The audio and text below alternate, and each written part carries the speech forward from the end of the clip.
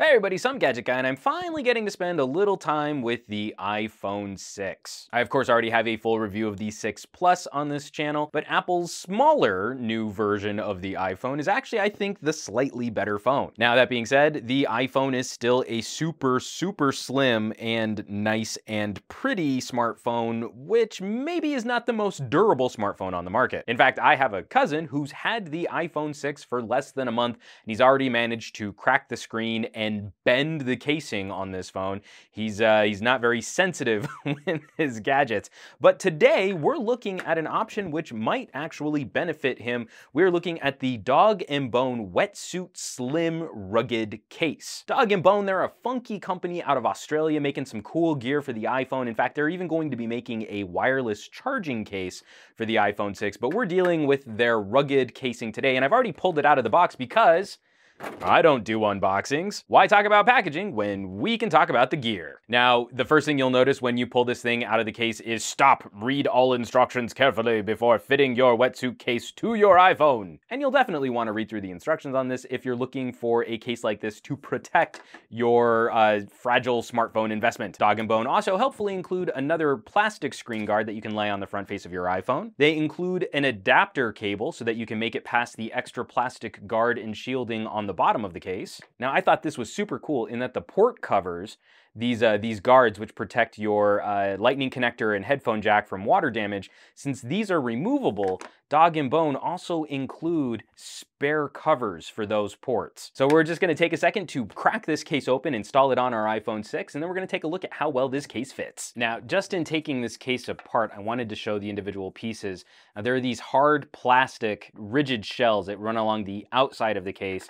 And then apparently what keeps this more water resistant is this rubber sheath, which fits all the way around your iPhone. So if I pop the iPhone in here, we're going to see it's kind of like a wetsuit that covers up all of the sides and corners. It doesn't seem that there is a front piece protecting the screen, so you probably will want to make sure you get this screen protector installed, but this doesn't actually seem to improve the water resistance. In fact, because the whole front face of the iPhone is one glass piece, it looks like friction pushes down on this rubber sheath.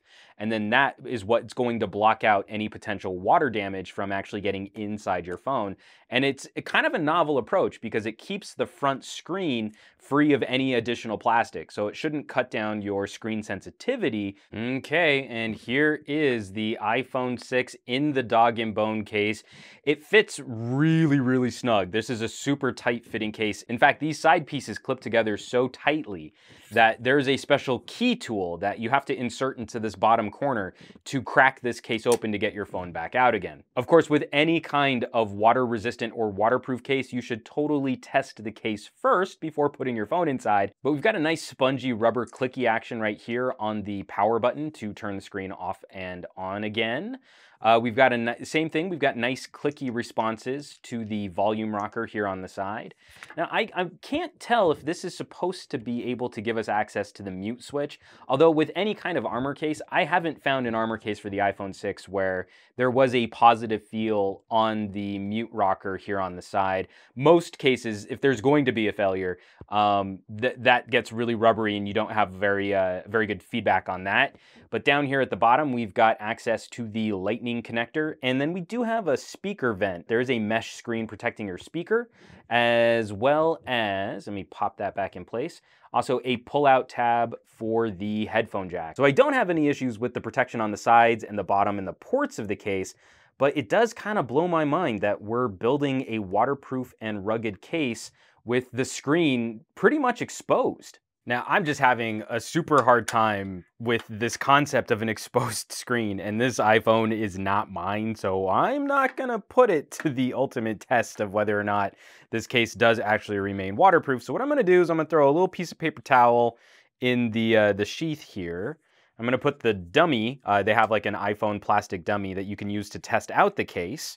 I'm gonna put this back inside, and then I'm gonna dump a little water on it, let it sit for a bit, and see how well this case manages to keep water from leaking out into the sides, or especially under the phone here, especially with these port covers, just make sure everything's in place. I mean, it's a really snug case. I mean, I'm definitely giving this thing a pretty decent thumbs up, especially the protection over the camera sensor and the extra little clearance running along the sides, just so if your phone ever lands face down, you've got like a little trench. It's preventing some screen damage because the screen is still exposed. But here's the moment of truth, and we're just gonna kind of let some water pool up on the case there.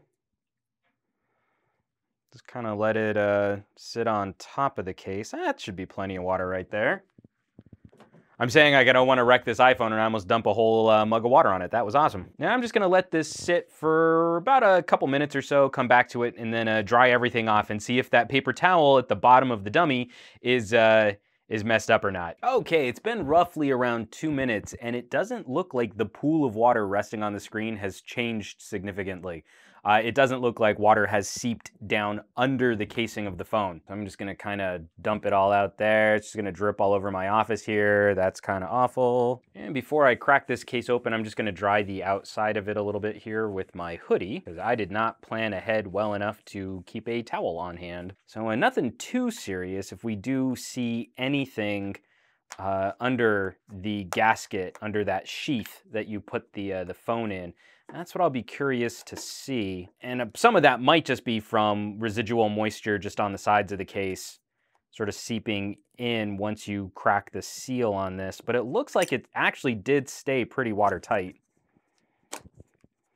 Just pop this all out and drop this down there. Yeah, the bottom of this is super dry.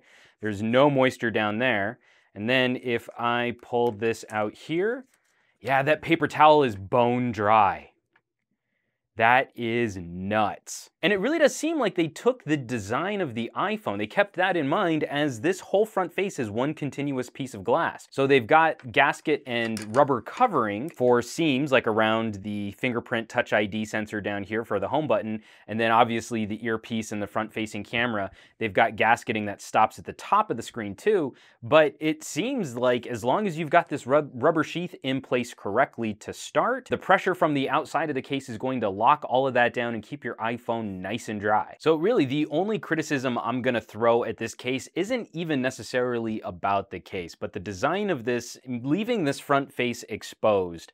You probably will want to install some kind of screen protector, screen guard on the front face of this, as any damage. So if you crack the screen on this, you've instantly compromised the waterproofness of this entire setup. But otherwise, everything else seems to be ported and cut out exactly where it needs to be. We've got great access to speakers, the front-facing camera, Touch ID still works. Again, it's a nice step up from just a bumper case, giving us a little additional protection, a little additional drop protection, and some better waterproofing abilities without going crazy with a job site or work site construction grade case. I'm really impressed with Dog and Bone solution here. You can find this case online for around 60 bucks, and that's not a bad price for a water-resistant case for a piece of high-end electronics like the iPhone. Of course, you can catch more info on the Dog and Bone Wetsuit case at dogandbonecases.com. I'll of course leave some links down below this video to shop this case or for more information on Dog and Bone products. As always, folks, thanks so much for watching this video, and be sure to hit the subscribe button if you'd like to see more content like this. And I, of course, would not be able to continue producing these reviews if you folks weren't out there sharing them with your family, friends, and on social media.